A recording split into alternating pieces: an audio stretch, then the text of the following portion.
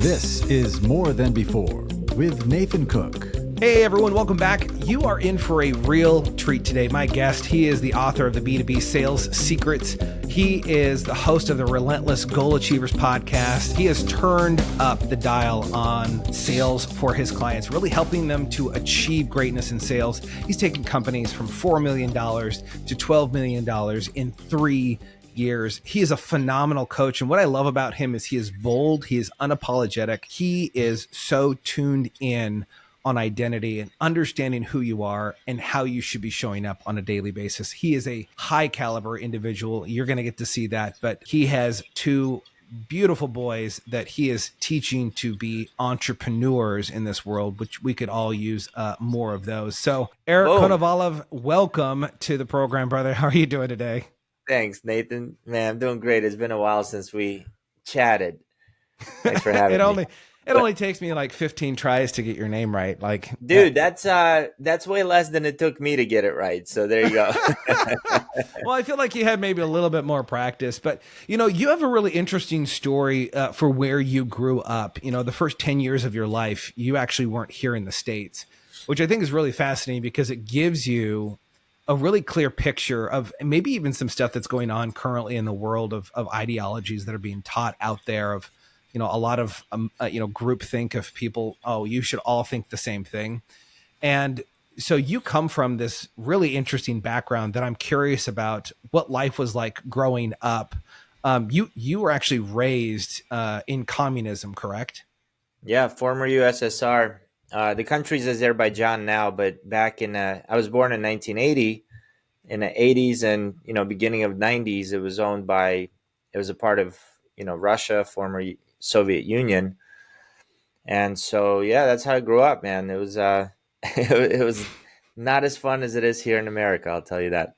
Well, I think even just in terms of mindset, I mean, do you remember those times of what was life like with your siblings? I mean, you had quite a few sisters, if I recall. And so, growing up with a lot of siblings, but not only that, but kind of this pressured chamber of you need to be this. And it was kind of almost a structure of trying to make everyone exactly the same, right? What was that like for you growing up? What was childhood like for you? Yeah, so my sisters, I have one sister, then I have two stepsisters and I have two half sisters, but I grew up with one sister and then my mom got married later and moved to America. That's the blended family. But most of my life, it was just one sister.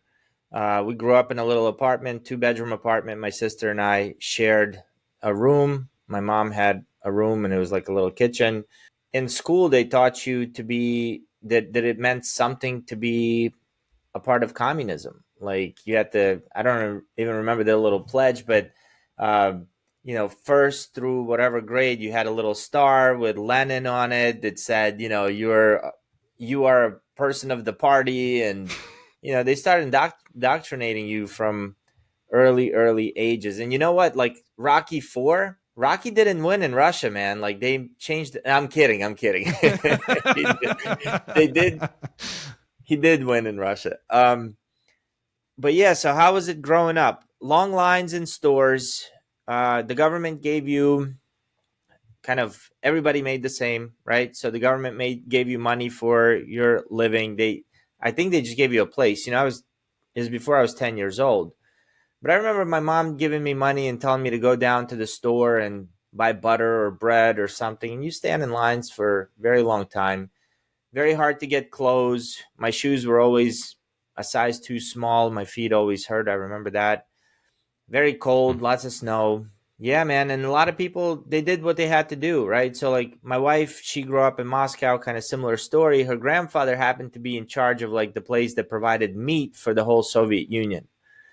And so they lived better because he could, if you worked in a theater and you could get tickets, well, you would trade those tickets for meat. And if you had a certain skill, you would kind of barter with each other. And my mom, she was a piano teacher at a university. So people would bring their kids to her and they would barter with her. Like, hey, you teach my kid and I'll get your son jeans or, just thinking about it now, it's like, holy crap. But that was just the way of life. When you don't have much, you don't miss much, right? It's not like I could say I missed a whole lot. But towards the end, I remember Azerbaijan and Armenia, like within the last few weeks, something flared up. I saw that, but there was always fighting going on. We had Russian tanks right by my balcony. We kind of lived on the second floor, so I would look outside, and there was tanks and soldiers and people fighting. And teachers, I remember, could hit you in school, and nobody was going to do anything. Like it was a different way to live. Yeah, completely different way to live. And then, you're 10 years old and you migrate to the US. What was life like kind of coming to the US as, you get here. I don't know if it was off the boat, but you get off and then now you're in this completely different land, different world, different structure. What was that kind of like for you being introduced to the US and then starting to kind of grow up in that? So you remember that old Michael Jackson video, like Billie Jean, where he's walking on the streets and the streets lighting up? Uh-huh. So that's kind of what I pictured US to be like. Like, there's gold in the street and everybody's rich and, happy. And like, that was the picture of it. And back then, the immigration process, we were Jewish refugees out of Russia. And so we didn't even know if we were going to end up in Israel or America. So most of my family ended up in Israel. We ended up in the US. And the process was we had to live in Austria, Vienna for, I think, 6 to 7 months while some paperwork went through. And then just outside of Rome in Italy for another 6 to 7 months. So there was a good maybe a year, 9 months to a year from the time we left Russia till the time we got here. Leaving the airport, I still remember that the guards at the airport, just to give you guys an idea, went through all of our bags, took out whatever they wanted, and said, you can either leave without this stuff or stay with it. What do you choose? Obviously, my parents left, lost most of their valuables right there at the airport, got robbed by the government. And we rolled out. So my mom now had to get a job and do like just work retail and things like that in Austria and then in Italy. And then we ended up in Baltimore, Maryland. So place I moved into, nobody looked like me. Nobody spoke my language. And, at 10 years old, I would get beat up like almost every other day and not even know why. So it was a fun way to grow up. Builds character, I guess. Yeah. I mean, definitely an interesting way to grow up. And I even recall you at one point saying that you had a really powerful mentor in your life, Bugs Bunny. That's who taught me how to speak English. Yeah, I used to greet people by saying, "What's up, Doc?" I think I've actually heard you say that a couple times, even just in passing here and there. But it's interesting just the influences that you've had in your life. And I'm curious, how did those influences, whether that was, growing up on watching cartoons or, watching your mom work, your parents, really work and try to put things together. What was that like growing up, having those kind of people around you? Like, was there identity that was placed in you at that time that kind of carried over into your adult years that kind of affected you? Or was that more of a place that, man, I feel like my child upbringing really helped me to get to where I am today? I don't think my childhood, I think it built character. Like, I don't think I'm spoiled. I know what it's like to not have anything. I know what it's like to live. We moved here. It was 6 of us, right? Me, my sister, 2 stepsisters, mom, stepdad. We lived in a 2-bedroom apartment, the 6 of us, right? So the parents had their own room. The kids, literally 4 twin beds from the time as soon as you walk in, your legs are hitting the bed and all the way to the wall. It was just 4 beds lined up. And I had the one by the window. And I always woke up early. So I would hop over my sisters and go watch Bugs Bunny. And we had food stamps, and these awesome organizations who help people would bring food to us, right? Because there was no car. There was, when we first got here. And I remember in Russia, there was no such thing as like pasteurized or homogenized milk, right? You had to boil milk. You got milk from a cow, you had to boil it and then eat hot milk or drink hot milk. Yeah. Well, my mom didn't know that it was different here. So picture getting delivered cornflakes. And I remember it was brown bags with food. And one of the things we got was cornflakes, like the white box with the rooster, not the tiger. You know what I mean? There was no frosted sugars on it. And she would boil milk because there was milk that came in. She would boil the milk and pour boiling milk on cornflakes. And so that was breakfast. And I was like, this sucks, man. Can I say that? Sorry. But that's what we ate, right? Like, Yeah. I don't know. Kids said they ate cereal. So I guess that's what we're supposed to eat as Americans. And yeah, so that was pretty funny. At a very young age, I went out and I got a job. I'm talking 10 years old, 11 years old. I went to a pizza shop and they would pay me $4 an hour or $5 an hour to run around apartment complexes and hang those door hangers with coupons. And that's all I did. And then they would feed me, they would give me $20 and they would give me this big cheesesteak sub, right? That was pretty awesome. But they would drive a few of us immigrant kids around. We were just, and then I would, come home and give it to my parents. I don't know, man. The childhood was exactly what it needed to be for me to be who I am today.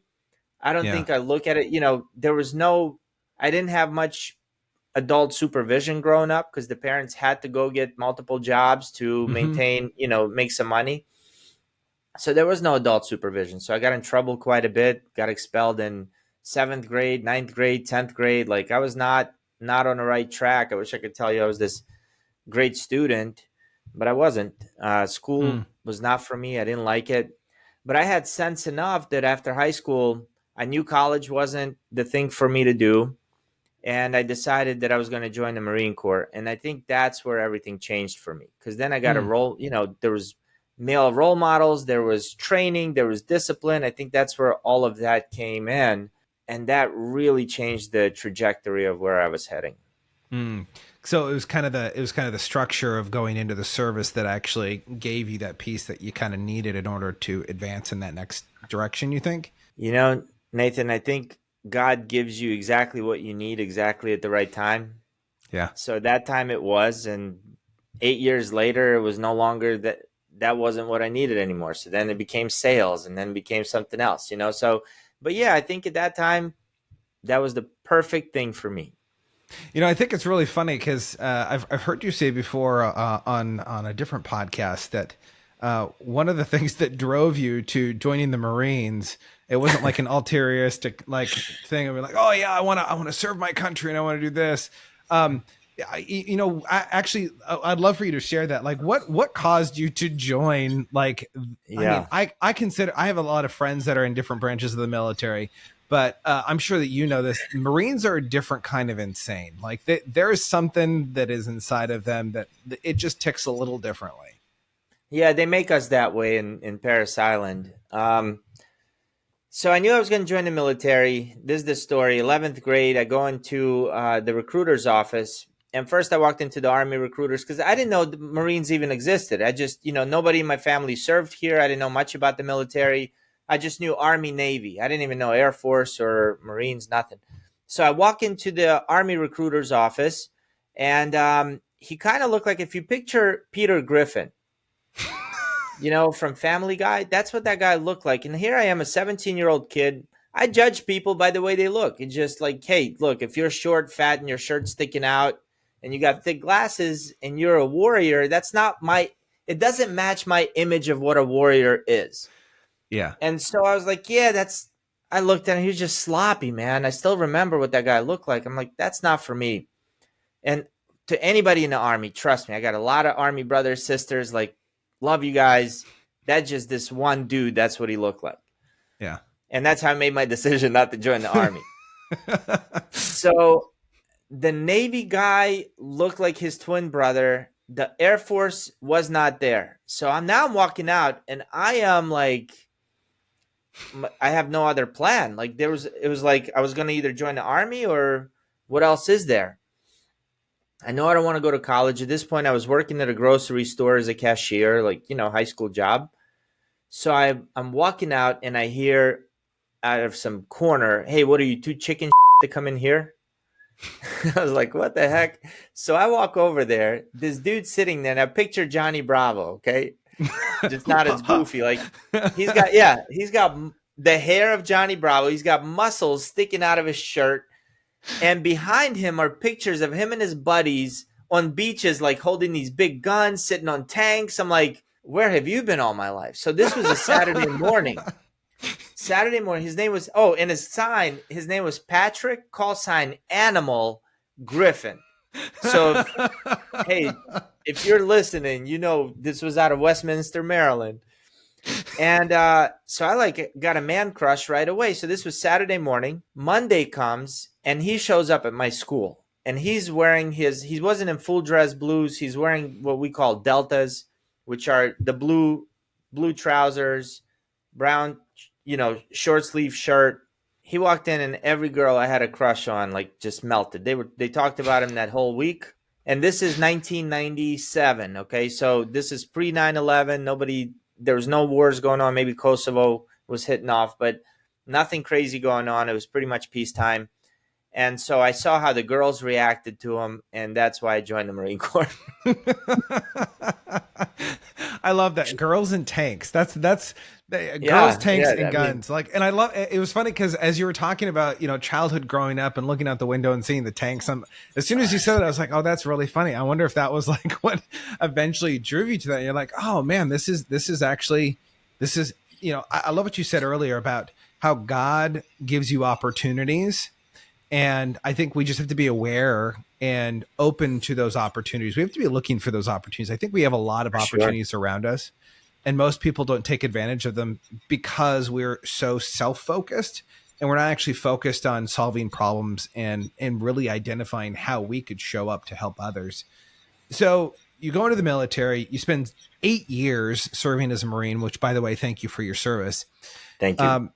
You serve for 8 years, you get out. I know a lot of guys that get out and they have no idea what they're doing in civilian life. Cause I mean, it's completely different. You have one specific world in the military, you get out and now you're in civilian world and nothing is like what you thought it was. Right. Well, what was that transition like for you moving from military into the civilian world? Yeah, so I mean, I think I was blessed, man. My transition overall was pretty easy. Um, I got out because of my girlfriend at the time, wife now, right? Like now we've been together for 20 years. The last three and a half of my service, she was with me. Mm. And so I wanted to reenlist. I wanted to retire from the Marines. And I was going to reenlist for my third term. And Julia said, this isn't a lifestyle that I want. So I had to make a decision. Do I want to stay in the Corps or do I want to get out for the girl I love? And I got out. And so got out, got engaged. So for me, it was different because when I got out, I had a really nice support system. And before I was getting out, I was a part of a very small unit. So I went to my commanding officer. I'm like, sir, what am I supposed to do? Like, I've been in the Marines since I was, right at like day out of high school. High school ended like 2 days later. I'm in boot camp. I was like, what do I do in a civilian world? He looked at me. They called me K because of the long name. He's like, K, Yeah. with all the bullshit you've sold me through the years, you should get into sales. I'm like, I don't know what sales is, but okay. I think back then it was monster.com and I uploaded my resume and I got called from every AFLAG, place that ever existed to come in and interview. And I realized quickly that it was all commission only. And what people don't realize about the military is that they make you really dependent on the military. Yeah. Because whether you're sick, not sick, you have a place to eat, you have food to eat, you got a place to stay. And 1st and 15th, you're always getting a paycheck no matter what. Sick, not sick, working, not working, you're going to get a paycheck. And so I came from high school to that. It's not a big paycheck, but it's a paycheck. And here I am, I got some rank, I was making okay money. And so the commission only, like that, I couldn't even comprehend that. What do you mean? I'm going to come to work and not get paid until I do something? Like, that's weird. Yeah. So I get a job selling copiers. And that came with a nice base. The base covered what I was making before, and then commission on everything else. And now I realized the power of sales and making some money. And I remember getting my very first commission check. It was like not the very first one, but first one after a few months of sales, and like the biggest one I've ever got at this point was like $7,000 on top of my regular paycheck. And I'm like, you're rich. This is insane. $7,000. I've never seen a check that was just $7,000. This is 2006. And I'm like, wait, so if I sell this much, I can make this money. And I just made a vow to myself that I would never not make $7,000 again. And then from there, it just went up, man. It's like, it's like that dog getting a shark getting a taste of blood, and just like, I want more and more and more. started diving into sales, man. Got into Jeffrey Gitomer stuff, got into Dale Carnegie stuff, learning as much as I could, applying those things.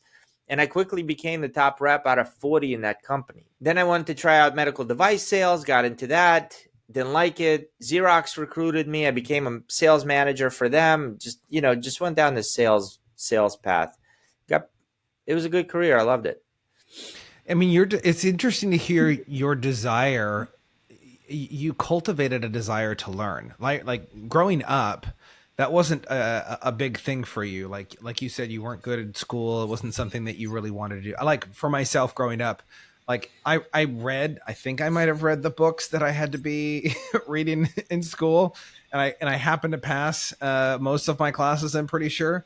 And then after graduating, after you're graduating college, I don't think I ever picked up another book until someone handed me a book. It was a John Maxwell book, Put Your Dreams to the Test. And, I was struggling to read through the book. It's not that I couldn't read. It's just, it was hard at that time because up until that point, I'd never put precedence on learning. And so it's interesting to hear you talk about having a childhood where, man, I wasn't really focused on learning. I didn't really understand it.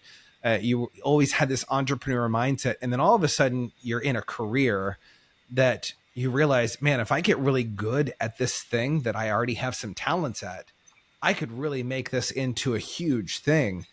It's funny because even earlier, if you guys, by the way, up until this point, you need to go back and re-listen to everything that's been said so far, because there's so much gold that can be mined from what Eric has said so far. You said something early on. You said you don't have much, and so you don't miss much. And then all of a sudden you start getting a taste of things in your life and you start realizing there's more to life. There's more to life. I can experience more to life. And not that life is solely about money, but money opens up your options, right? Sure. And so I'm curious for yourself, as you've progressed in your life to where you are now, where you're teaching teams to be better salesmen and saleswomen, you're helping so many businesses grow themselves. How did the tasting of more get you to really be more of who you wanted to be, right? Like there's something inside of you that was obviously illuminated through some of these processes. What were some of those things and how did you start to develop those? That's a really good question. So back in 2015, at this point, I was already doing really well, leading a sales team. Like outside looking in, life was really, really good. Inside looking out, I was miserable. Like no matter, I had no direction, no purpose. I was what I now call a sad clown, right? So happy on the outside, very sad on the inside, meaning that I really didn't know where I was going and I didn't want to be where I was. But I knew there was something more, but I couldn't tell you what it was. It was like, going to a job, sitting in traffic to go to a job that I hate, hoping they don't fire me that day. And I believe many people live like that now. And so right around that time, I get introduced to a woman who happens to be a life coach. And I didn't even know that was a thing. So we get together. I understand what she did, and I end up hiring her. And the first thing we started doing was working on like, what are my goals? What is it that I want? What would make me happy? What's my morning routine? So we came up with a morning routine. We came up with some goals to hit.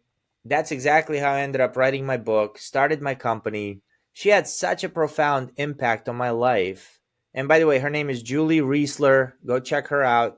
She has a US to You podcast. I'll always give Julie credit. She's amazing. And we're still good friends. She had such an impact on my life that this is when I decided that I was going to go get certified, not as a life coach, but as a better leader. Like things were happening in my life. I was leading a team. I wasn't doing a great job at it. So that's where John Maxwell came in. I got certified through John Maxwell team to lead this team better. And then they had this guy, Paul Martinelli, there that's teaching you how to use what you're learning and turn that into a business. Yeah. And so listening to that enough, I saw a possibility for myself that I never thought of before, like starting my own business. Like that wasn't on the horizon. So while I was while I was working, the concept with the John Maxwell team is mastermind groups. Offer a free mastermind group. So that's what I did. Back then, we can teach 21 irrefutable laws of leadership. I cold called 10 business owners in Baltimore and said, hey, let me teach you guys for 10 weeks. We're going to go through this book. I guarantee you afterwards, you're going to be better leaders. Your company's going to do better. I didn't know anything, but I told them like, hey, it's for free. It's helping me out. Let's see if this thing works. Right. Yeah. And by the time that mastermind group was done, 4 of them came up to me and said, what would it cost for you to come into my company and teach this in my company? Wow. And I was like, I don't know, $3,000. Just throw out some figure. They're like, didn't even blink an eye. Yeah, come on in. And that's how I formed my company. Wow. So a few months into that, I go to my boss and I'm like, hey, Vince, I said, dude, I love you. I'll give you 6 months, but I found my purpose. I want to go start this training coaching company. And he said, well, what do I have to do to keep you? And this is the company where we went from 4 million to 12 million, like 3 years. Wow. He said, what do I have to do to keep you? I was like, well, this is what I want to go do. I don't know what you need to do to keep me. He said, well, give me 24 hours. 24 hours later, he comes up, writes a number on a piece of paper. He said, hey, if you stay, I'm going to give you a raise and you'll earn, pretty much gave me almost like a percentage of the company. Every dollar that comes in, you'll get X. Like he made me an offer I could not possibly refuse.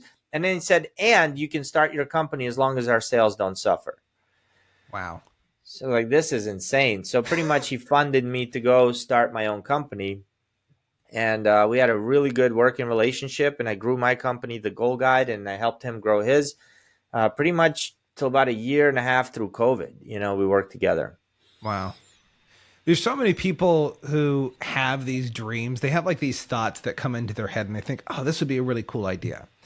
And that thought it dissipates. They never focus on it. They never give any more attention to it. They never throw not even money at it. They don't even throw mental energy at entertaining the idea. And I love this fact that, with working with your first life coach, she tells you, first of all, you got to have some goals. And she actually walks you through that process of setting goals, but not only just setting the goals, then she starts to identify key factors that you need to be starting your day with. Let's get your day on the right path. Let's get you some success to keep on moving you forward. And those are really key pieces that I think a lot of people are missing out on. Like, I know you work with a lot of people in terms of setting goals and helping them reach the goals, obviously because the Relentless Goal Achievers group that you have. But what do you normally tell someone that is struggling with goals, that like they're trying to set goals, but they don't really know what they want? Kind of like where you were at, where, I mean, it's funny. You ask someone, what do you want in life? And they'll throw out some random thing. And you dig a little bit more. Well, why do you want that? And you find out that they actually really don't want it. It was just kind of their first thing that came to mind. How do you get people to get past that first hurdle of what it is that they want? Because so many people really don't know what they want. They got to figure something out, man. But there's a process that you go through to figure that out. But that's a you and you deal. See, the mistake people make when they're setting goals is they set goals based on what they think they can achieve. And if it's something outside of the realm of their norm, which it's going to be, right? Any goal worthwhile is going to be something you've never done before that's like big. First of all, they'll never outperform their self-image. So if they don't believe that they're the type of person that can achieve that goal, they'll never even set it. Second, they won't set the goal because there's a chance they'll fail at it. And it's easier not to set and not fail. So they're playing not to lose more than they're playing to win. So to them, not trying and not failing at it seems like a better idea. And by the way, Nathan, this is all subconscious. It's not like they thought about it, wrote it out on paper and was like, no, the better option is not to take action. It's so subconscious. They don't even know that this is happening. But what's happening in the subconscious mind is they're looking at their goal. They're like, that's a hard one. Who the hell am I to get that, right? Like, how am I going to make $1 million? How am I going to make an impact if I start a podcast? Like, it took me 4 years to start a podcast, right? Like, just because I had no idea how or who the hell am I, and all these thoughts going through my head that prevented me from doing it. So instead of playing to win, knowing that there's a chance they'll fail, but still playing offense, they just don't play at all. because it's easier not to. And to them, it makes sense. And to them, their imagination runs wild and they believe lies that just aren't true, right? Lies like, oh, that will never work. Well, how the hell do you know? Yeah. You've never tried it, right? It's not like, so what I teach them is to be an attorney. You got to be an attorney. You got to, like what's his name? Is it Carl Jung that said, until you make the unconscious conscious, it will direct your life and you will call it fate? Yeah. Well, what does that mean? That means you gotta sit with you and understand what is running, what's unconsciously running your programming. Yeah. What do you believe? So when I work with people, I help them figure that out. And if they don't know, and if your listeners don't know, just look at the results. Your results are a projection of your beliefs. That's all it is. So if you have no idea what your beliefs are, well, look at what your results are. That's what your beliefs are. Yeah. And so we help them figure that out first, bring that to the conscious, and then we take those thoughts to court and we become defense attorneys and we become prosecutors. And I want evidence for that. Oh, you can't do that. Show me evidence. Mm-hmm. Help me understand why I can't do that. And not enough people do that process. And it's a tough process. And then what we do is we take those, like, if you look at, planting and, reaping and sowing, right? Or sowing and reaping. You gotta, for you to get an apple tree, what do you have to plant? Apple seeds. Apple seeds. Have you ever planted an apple seed and got a watermelon? No. No. So our thoughts create our reality. So in his book, As a Man Thinketh, James Allen says, good thoughts and actions can never produce bad results, and bad thoughts and actions can never produce good results. But you can miss it if you just read through it. Yeah. He doesn't say usually, he says never. I love the example of planting. You don't plant a seed expecting, an apple seed and expect to get oranges, right? It just doesn't work that way. And it's so funny, even, you've got kids, I've got kids. And one of the great things about kids, like understanding that concept for myself, when I'm talking with my kids, when they've done something wrong, I'm looking at them, I'm saying, do you want good fruit or do you want bad fruit? What are you experiencing right now? Are you experiencing good fruit or bad fruit? And what are the actions that are associated to that good fruit and bad fruit, whatever it is, right? Because we're all producing fruit. Some of our gardens are completely desolate. And other people, we look at them and go, oh my gosh, like their gardens are absolutely amazing. And why is that? A lot of it really has to do with what you're talking about right now. It's the thoughts. It's the things that we talk about. And one of the things that maybe you guys haven't even caught this yet, but Eric is a skilled coach at identifying those self-limiting beliefs, the gremlins in our lives, those voices that pop up that need to be challenged, that need to be addressed. Eric, I'm curious for you, when you were first getting into the sales industry, what were some of those self-limiting beliefs, the gremlins, the little demons that walk around in your mind? What were some of those voices that you heard back then that maybe they still are present today, but maybe the frequency is a little bit less, maybe the volume is less because you've learned how to work with those and how to, deflect those and help those to work for you? What were some of those limiting beliefs that you first attributed to yourself that now you identify those as not necessarily past, but you've identified a greater power in another type of identity? Well, back then, if you looked at my income, you could easily say that I believed that I could never make more than 150K a year. Because once I got rolling year after year after year, that seemed to be my number. I would start off really good and then taper off, right? So I know somewhere along the lines, that was probably one belief. The second was, because I don't have a college degree, CEOs with college degrees wouldn't take me seriously. Doctors probably wouldn't take me seriously. So that probably prevented me from making certain cold calls or calls to people that, I probably could have made calls to. Because I was in the military, I probably couldn't sell to certain types of people. Like there's a ton of, big one for sales was, I'm bothering people. I don't want to cold call because I'm going to bother them. Yeah. And then what happens? You don't make the call, right? You have call reluctance. I think that's pretty typical. By the way, we created, my wife is my business partner, but we had a workshop on goals. It was Goals Mastery Workshop. It's completely free, and it resides in our arsenal. The arsenal is um, it's pretty much a site where I put tons of content in there. So I have podcast guests who've offered like 90 minutes to 90 days of content. So if you're struggling with content creation, I've put in there a really cool PDF on how to sell to different personality style. And in there also lives this goals mastery workshop.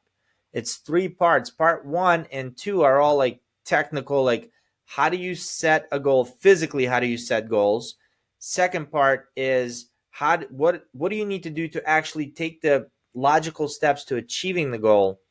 And the third part, and those are taught by my wife. And the third part, I teach exactly what we were just talking about with the Bob Proctor, with our belief system. How do we take those seeds out, plant new ones, the script to do that? Everything's in that. I'll give you the link for all your listeners who are struggling with goals. This will be a really good tool for you. It's completely free. And, definitely check out the link somewhere in the comments, wherever Nathan puts it.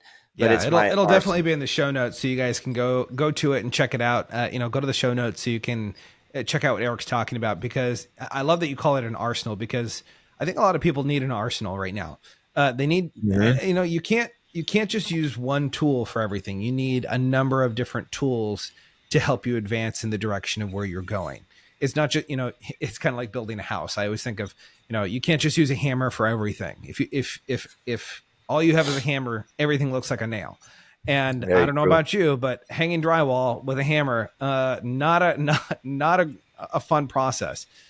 But Yep. I love what you say about really having this arsenal, and I love the fact that you have these offerings. So for all of you guys listening, make sure you guys go and check that out. We'll have the website and everything up in the show notes, so you guys can go and check that out. One of the things that I love about you is you are such an encouraging dad. I love seeing you prop your son up, Mikey. He has these ideas of being an entrepreneur, of doing these different things. And it's interesting, because as a father and seeing my kids, I go, man, I want to instill this entrepreneurial bug in you. I want you to see opportunities, that you can create opportunities. I'm curious, how have you intentionally cultivated an environment for your kids to see what entrepreneurship is, so that they have a desire to pursue that? Yeah, I mean, I talked to him about what I have going on and my struggles and, successes too. But one thing I'll share with you guys as we're talking about goals, and I'll get back to the kids because this is important. Goals goals are not a place to get to. It's Mm. a place to come from. Mm. So I'm going to repeat that. It's not a place to get to, it's a place to come from. And so when you have a clear understanding of who it is that you want to be, like once you achieve all your goals, who is that? What are you wearing? How are you thinking? How do you act? You can start being that today. Mm. And so it's not so much about what I'm doing, it's about who I'm being.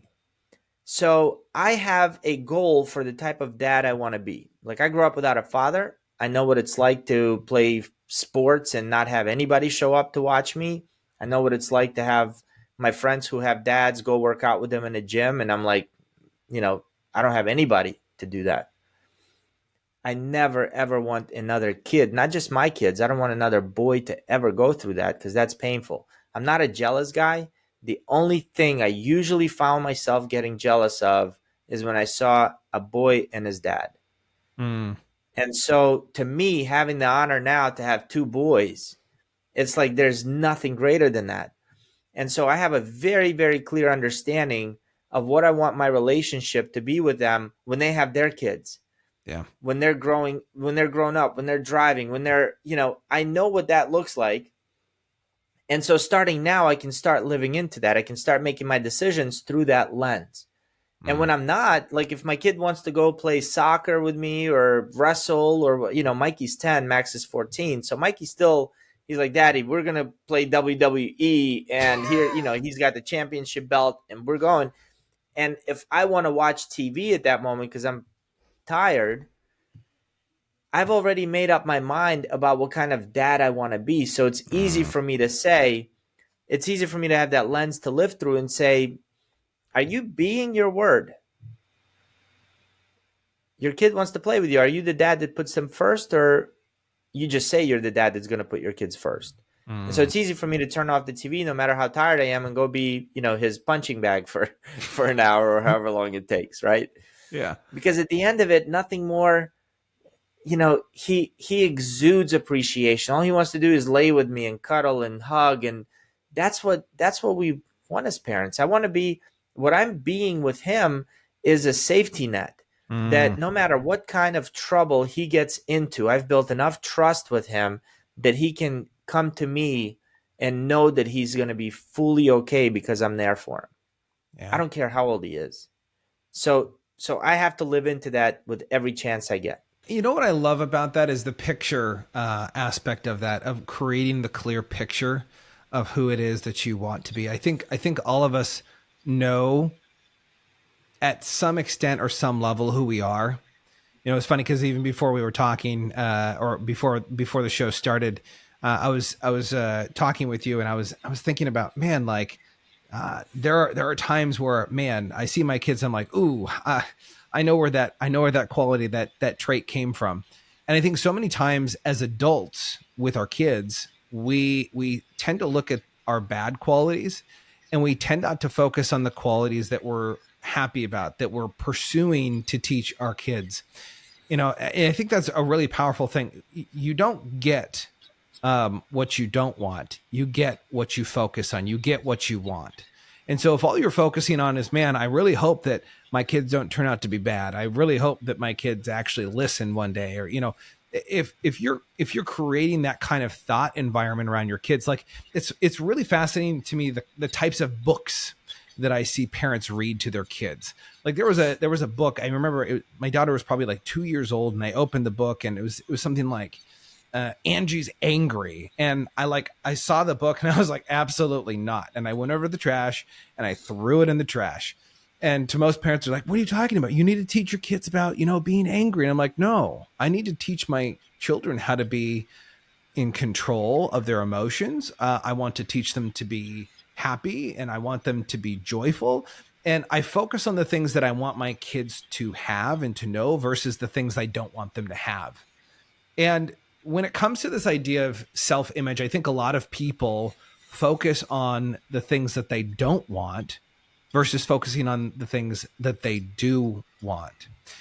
Eric, I'm curious, because self-image is a huge topic of what you tackle in what you do every single day when you're working with a client. How important is self-image to someone? Like, why should someone work on that? Because I think sometimes when people hear the word self-image, they see like the fluffy, like, oh, that's a fluffy psychology thing, right? And that's just kind of, even guys, I think guys are kind of bigger at that. Like, do we really have to talk about our feelings or those kinds of things? But there is something to be said about having a clear understanding of your self-image, having it be strong. Why is that important? And how does someone get to having a strong self-image? Why is it important is because you'll never outperform what you deeply believe you are. You can have a front all day long, and it's like in personal development where they talk about the thermostat versus a thermometer, right? The thermometer measures what the temperature is, the thermostat sets it. And so if you believe that you are, if deep down, let's take weight because that's measurable. If deep down inside you've always been told that you're overweight, you feel like you're unattractive, and you believe that that's who you are, what you'll notice is that no matter what diet you go on to try to follow, even if you lose the weight before it's too late, before too long, you'll gain the weight back. We see that with finances. No matter what, the universe will sabotage whatever you have going on. You'll see peaks and valleys in your finances that always kind of end up being around the same as they always have been. Your debt will be the same. Your income will be the same. Your weight will be the same.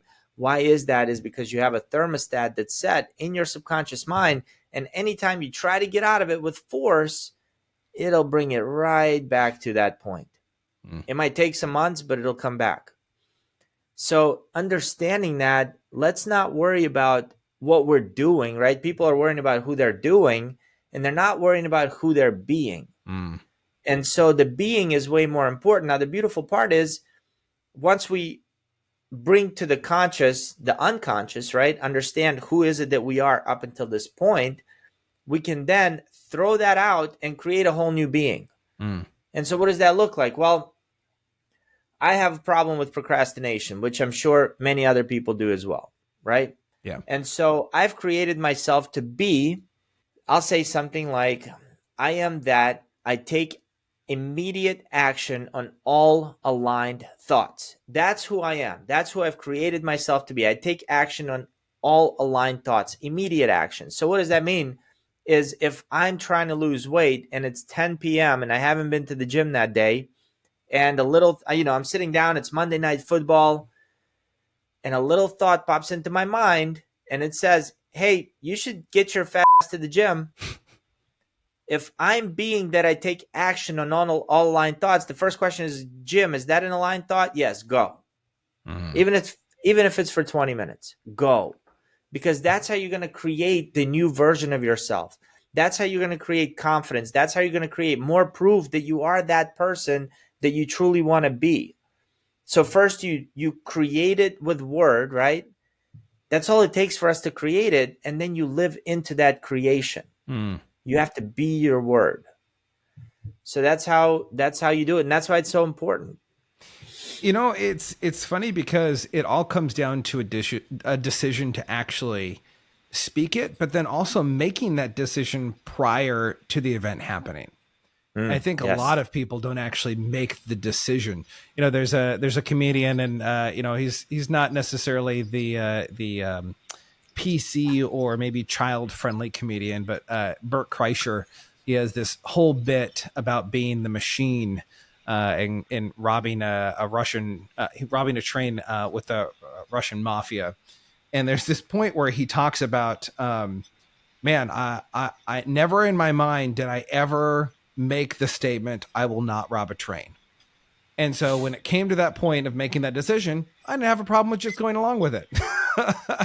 And I think a lot of people, they don't set the expectation of how they're going to respond in every single circumstance. Whether that's, I'm a man who is fully committed to my wife. And if something ever happens, I will immediately walk in the other direction because I love my wife too much to ever do something stupid like that. Or, I take advantage of every opportunity that will bring me closer to the person that I was created to be. And going back to what you were saying is that in alignment with who I said I'm going to be? And if it is, then you go for that. And I love what you're saying is that you never outperform your own self-image, but most people have never taken time to figure out, well, what is that self-image? Like I think everyone at some point has done the I am this and I am that. And we look in the mirror and we do everything that we were told to do. And I remember one point, I was doing this myself because I'm one of those people. I was like, I'm going to do my affirmations. And I started doing affirmations and I was overweight. I didn't feel good about myself. I looked at myself in the mirror and I said, I am sexy. And I kid you not, I remember looking in the mirror and I remember seeing myself laugh because there was a physical response that was not in alignment with this belief. I did not believe this. And it's funny because there was a point even when I was starting to do videos and I'd see myself on videos and I'd hear myself talk and I was like, man, I sound stupid. I sound funny. That's just, no one's going to like this. And so I would just laugh at it because it was a deflection mechanism for me. And then at one point when I started to realize that I didn't believe it myself, I started to play with it. I started to fall in love with the idea of loving my voice, loving the way that I looked on camera. And it's funny because even to this day, my wife will catch me watching videos of me interviewing people or talking with people. And I just have this huge grin on my face. And I'm just like, and she's like, what is wrong with you? Like, it's just you. Like, why are you smiling? And it's because I've fallen in love with my voice. And I think so many people kind of have this self-image that they don't love, but they've never actually taken the time to rewrite what that image could be. and what that image should be. I absolutely love our conversation, brother. Like it's just been so good. It's been enriching. I know that so many people right now are walking away from our time with such tremendous value. And so I want to encourage all of you guys, go check out Eric's podcast, the Relentless Goal Achievers podcast.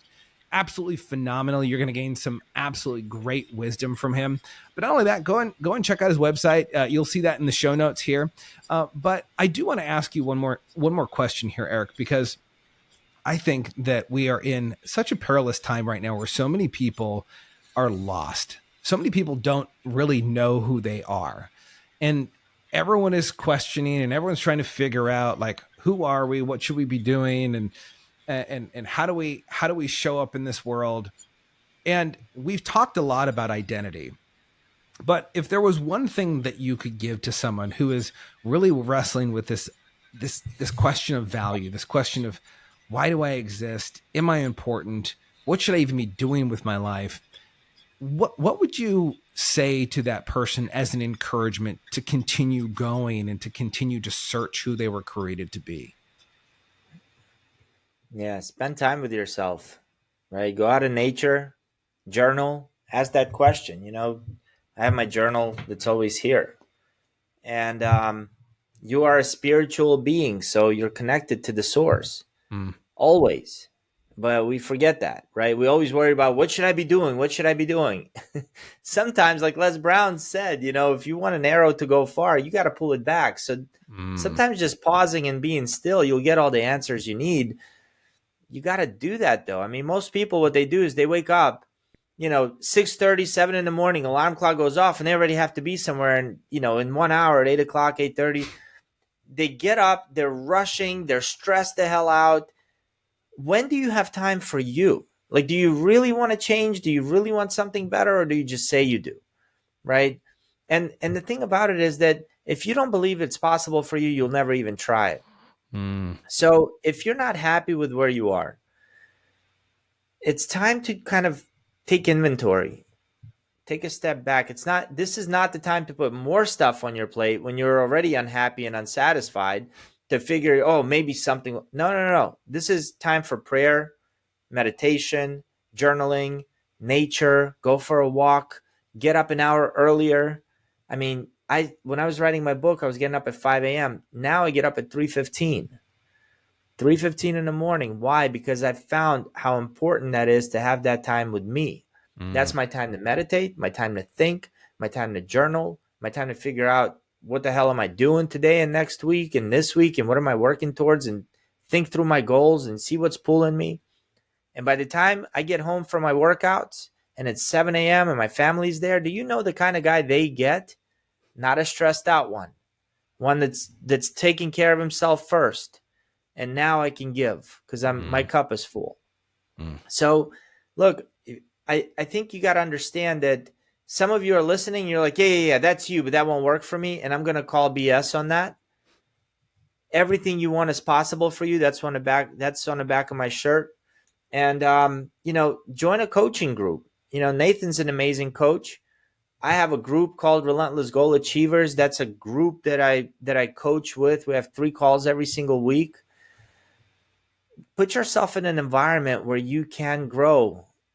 Know that it's possible for you. That's where I would start, because I was that guy. And it's always, what else should I be doing? What else should I be doing? Well, when you're coming from that place, what you're saying is you're not doing enough. Yep. And what if you just believe that you're right where you're supposed to be? You're doing exactly what you're supposed to be doing. Everything's perfect. You got to this point. Now let's see where you want to go. It's so important for us to understand that it's less about the doing and it's more about the being of who we were created to be and existing in who you were created to be, right? Believing that you are enough to be able to overcome some of the circumstances that are in your life.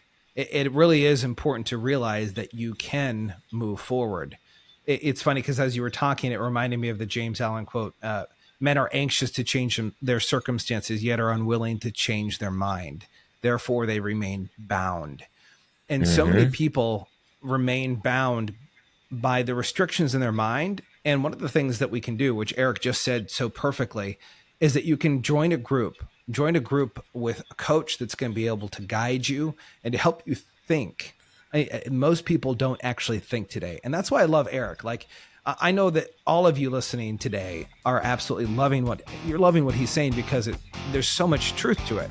We have to define who it is that we want to be. We have to define our goals. We have to move towards the pursuit of those things, but not lose sight on what is most important, which is that identity piece, that self-image piece. Are we living in alignment with who we were created to be?